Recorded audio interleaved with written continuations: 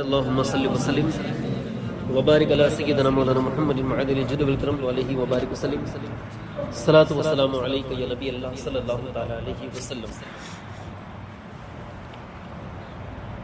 جناب حضرت صالح علیہ السلام کا تذکرہ اب تک چل رہا تھا.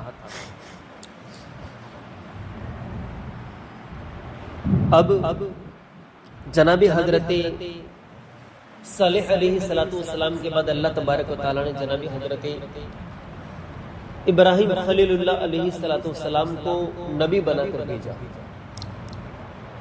ان کا شجرہ کچھ اس طرح ہے، سماعت فرمائیں. جناب حضرت آدم علیہ السلام کے بیٹے حضرت شیس علیہ السلام، جناب شیس کے بیٹے یانس کے بیٹے کینان کے بیٹے مہلائل کے بیٹے یرد کے بیٹے ادریس کے بیٹے متوسلخ، ان کے بیٹے لامک کے بیٹے نوح کے بیٹے شام کے بیٹے ارفخس کے بیٹے صالح کے بیٹے عبیر کے بیٹے فالح کے بیٹے راغو کے بیٹے ساروح کے بیٹے ناہور کے بیٹے تاریخ اور پھر تاریخ کے بیٹے جناب حضرت ابراہیم خلیل اللہ علیہ السلام سے. یہ سلسلہ جناب حضرت آدم سے لے کر کے جناب حضرت ابراہیم علیہ السلام کا ہے. جناب حضرت ابراہیم علیہ السلام کا لقب خلیل اللہ، یعنی اللہ تبارک و تعالیٰ کے دوست. خلیل کا معنی کیا ہوتا ہے؟ دوست. اب جناب حضرت ابراہیم علیہ السلام کی جو پیدائش ہوئی ہے وہ طوفان کے 1709 سال کے بعد. جو طوفان آیا تھا اس طوفان کے کتنے سال کے بعد؟ 1709. تفسیر خزائن العرفان میں ہے کہ آپ کی پیدائش امواس کے علاقے میں سوس کے مقام پر ہوئی. کئی جگہ پر ان کے والد کا نام آزر بتایا گیا ہے اور کئی جگہ پر آپ علیہ السلام کے والد کا نام تاریخ بتایا گیا ہے. زیادہ تر اہل سنت والجماعت کے اندر جو قول ہے وہ تاریخ کا قول ہے، اور جو آزر جو تھا اس کا تو پیشہ یہ تھا کہ بتوں کو بناتا تھا اور بنا کر بیچتا بھی تھا، یعنی کہ بت پرست بھی تھا اور بت فروش بھی تھا. بتوں کو بنانے کا بھی کام تھا اس کا اور بتوں کو بیچنے کا بھی اس کا کام تھا. اب جناب حضرت نبی پاک صلی اللہ تعالی علیہ وسلم کیا فرماتے ہیں کہ میں پاک رحموں سے منتقل ہو کر تشریف لایا ہوں. حضور کی جو آمد ہوئی ہے اور حضور کی جو آمد ہوئی ہے وہ پاک پشتوں سے، جناب حضرت آدم سے لے کر کے جناب حضرت عبداللہ تک پاک پشتوں سے منتقل ہوئے ہیں. اب اگر کچھ لوگ کہتے ہیں کہ آزر حضرت ابراہیم علیہ السلام کا باپ تھا تو پھر آزر تو پھر کافر ہے. تو قول اہل سنت والجماعت کے اندر جو ہے وہ یہی ہے کہ آزر وہ چچا تھا اور تاریخ جو تھے وہ کیا تھے؟ حضرت ابراہیم علیہ السلام کے کیا تھے؟ وہ والد صاحب تھے. اب ابراہیم علیہ السلام کی ولادت کس موقع پر ہوئی؟ اس وقت بتایا جاتا ہے کہ حضرت ابراہیم علیہ السلام جس وقت بابل شہر میں جو پیدا ہوئے اس وقت وہاں کی حکومت کا بادشاہ جو حاکم تھا، جو بادشاہ تھا، اس کا نام تھا نمرود. کیا نام تھا؟ نمرود. بڑا سرکش اور جابر اور متکبر بہت گھمنڈی حکمران تھا. اب ایک دن کیا ہے کہ اس نے خواب میں دیکھا تھا اور اس خواب سے ڈر گیا تھا, اور ڈر کے جب اٹھا تو اس نے اپنے سارے کہانیوں کو جمع کیا, وہ کیا بولتے ہیں نجومیوں کو جمع کیا. جب سارے نجومیوں کو جمع کرنے کے بعد اپنا خواب پیش کیا تو پھر نجومیوں نے بتایا کہ ایک بچہ تیری حکومت میں پیدا ہونے والا ہے. یہ حضرت ابراہیم علیہ السلام کی ولادت سے پہلے کی بات بتا رہا کہ نجومیوں نے کیا کہا تھا کہ ایک بچہ تیری حکومت میں ایسا پیدا ہونے والا ہے جو تیری حکومت کو الٹ کے رکھ دے گا, تیری بادشاہت کو ختم کر دے گا, تو پھر حکمران نہیں رہے گا. تو اس کے دل کے اندر ہیبت اور ڈر پیدا ہو گیا کہ میری حکومت میں ایسا بچہ پیدا ہونے والا.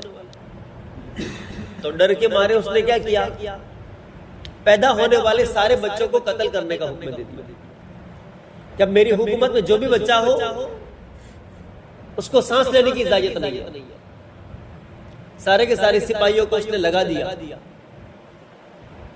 شہر کے اندر اور ادھر ادھر کہ جاؤ تلاش کرو, جو بھی عورت پریگننٹ ہو اور جو بھی بچہ جنے فوراً جا کے چیک کرو, لڑکا ہو تو اسے ختم کر دو. لیکن فانوس بن کر جس کی حفاظت ہوا کرے, وہ شمع کیا بجھے جسے روشن خدا کرے. اللہ تبارک و تعالی تو چاہتا تھا کہ ابراہیم پیدا ہو, اور وہاں کا جو حاکم نمرود تھا وہ چاہتا تھا کہ پیدا نہ ہو. لیکن نمرود کا بھی تو خدا ہمارا اللہ ہے, وہ پیدا کرنا چاہے تو پھر اس کی کیا مجال جو پیدا نہ ہونے دے, وہ جلانا چاہے تو پھر اس کی کیا مجال کہ وہ حضرت ابراہیم علیہ السلام کو زندہ نہ رہنے دے. فرماتے ہیں کہ اس کے سپاہیوں کے ڈر سے حضرت ابراہیم علیہ السلام کی والدہ کی جب تاریخ اور جب وقت قریب آیا ولادت کا حضرت ابراہیم علیہ السلام کی, تو حضرت ابراہیم علیہ السلام کی والدہ بستی کی باہر دور پہاڑ کی غار کے اندر تشریف لے گئی, اور وہاں پر جانے کے بعد جناب حضرت ابراہیم خلیل اللہ علیہ السلام کی کیا ہوئی ولادت. اب حضرت ابراہیم علیہ السلام کی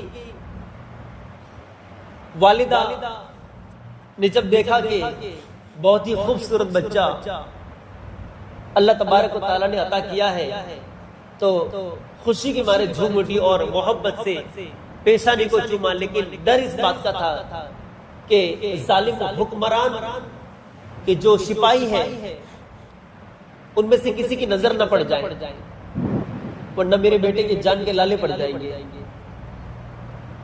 اب حضرت ابراہیم علیہ السلام کی جو والدہ تھی وہ ڈرتی بھی تھی. وہاں پر ہی غار کے اندر ہی حضرت ابراہیم علیہ السلام کو غار کے اندر ہی رکھا. اللہ تعالیٰ سے دعا کی میرے مولا, اے میرے بچے کو صحیح سلامت اس دنیا میں لانے والے, اے میرے رب تو نے بھیجا ہے تو پھر تو اس کی حفاظت فرمانا. حضرت ابراہیم علیہ السلام کی والدہ نے حضرت ابراہیم علیہ السلام کو وہی چھوڑا اور چھوڑ کر چلی گئی اپنی بستی کے ساتھ. ادھر حضرت ابراہیم علیہ السلام کی والدہ نکلی, ادھر اللہ تعالیٰ نے ادھر اللہ تبارک و تعالیٰ نے اپنے فرشتے کو حضرت ابراہیم کی حفاظت کے لیے وہاں پر متعین فرما دیا. سبحان اللہ. اللہ کا فرشتہ حضرت ابراہیم علیہ السلام کی حفاظت کے لیے آ گیا. اتنی رفتار اور اتنی جلدی یعنی جناب حضرت ابراہیم علیہ السلام پروان چڑھے کہ ایک مہینے میں جو بچہ ایک مہینے کا جو بچہ دکھتا ہے نا, تو ایک مہینے میں جناب حضرت ابراہیم علیہ السلام جیسے ایک سال کے اندر جو بچہ وہ ایک دن کے دکھتے. ایک مہینے کا جو بچہ کتنا بڑا لگتا ہے, تھوڑا تندرست لگتا ہے, حضرت ابراہیم علیہ السلام ہفتے کے اندر دکھتے تھے. اور ایک سال کے اندر جو بچہ تندرست اور بڑا لگتا ہے, اللہ تعالیٰ نے حضرت ابراہیم علیہ السلام کا ایسا پروان چڑھا کہ ایک مہینے کی مدت میں حضرت ابراہیم علیہ السلام ایسا لگتے تھے جیسے ایک سال کے ہو چکے ہیں.